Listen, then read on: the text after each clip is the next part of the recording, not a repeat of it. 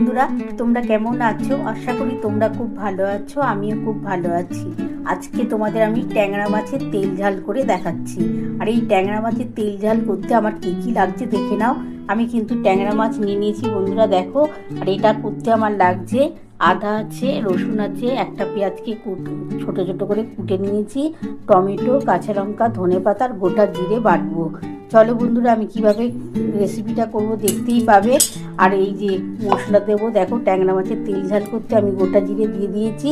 এবার এই যে আদা, রসুন আর পেঁয়াজ, কাঁচা লঙ্কা আমি একসাথে বেটে নেবো। টমেটোটা আমি পরে দেবো।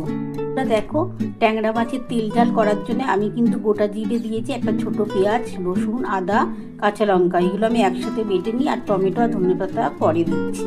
বন্ধুরা দেখো, ট্যাংরা মাছের তেল ঝাল করার জন্য আমার কিন্তু মশলা বাটা কমপ্লিট হয়ে গেছে। তোমরা তো দেখেই নিয়েছো আমি কি কি মশলা দিয়েছি।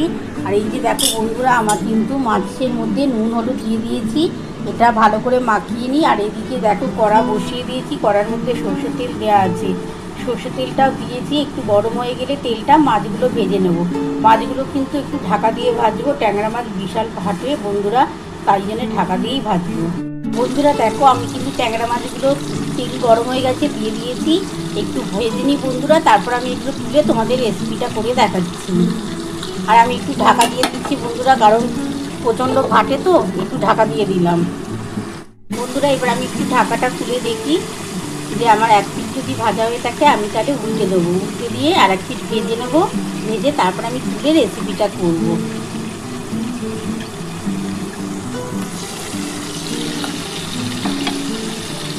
দেখো বন্ধুরা, মনে হচ্ছে এক পিঠ ভাজা হয়ে গেছে।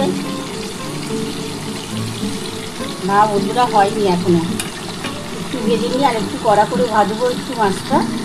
বন্ধুরা দেখো, আমার এক পিঠ ভাজা হয়ে গেছিলো বলে আমি কিন্তু আর এক পিঠ উল্টে দিয়েছি। এবার এই আর এক পিঠ হয়ে যায় কমপ্লিট, আমি তারপর তুলে নেব। বন্ধুরা দেখো, আমার কিন্তু মাছটা ভেজে, এই যে বন্ধুরা দেখো মাছ ভেজে আমার কিন্তু তোলা হয়ে গেছে।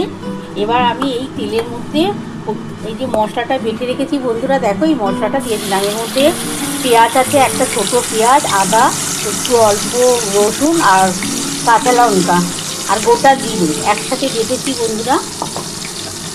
এবার এর মধ্যে আমি টমেটো দিয়ে দিচ্ছি, আমার একটা টমেটো আছে ওটা। এবার এর মধ্যে একটু সামান্য এই যে মশলাটার মধ্যে একটু জল দিয়ে আমি এই মশলাটার ভেতরে দিয়ে দেবো। দিয়ে এর মধ্যে নুন দেবো, একটু হলুদ দেবো, একটু চিনি দেবো আর একটু কাশ্মীরি লঙ্কার গুঁড়ো দেবো। আমি কাঁচা লঙ্কা তো বেটে দিয়েছি, শুধু কাশ্মীরি লঙ্কার গুঁড়ো দেবো একটু রং হওয়ার জন্য। বন্ধুরা প্রথমে আমি কিন্তু এই মশলাটার মধ্যে অল্প একটু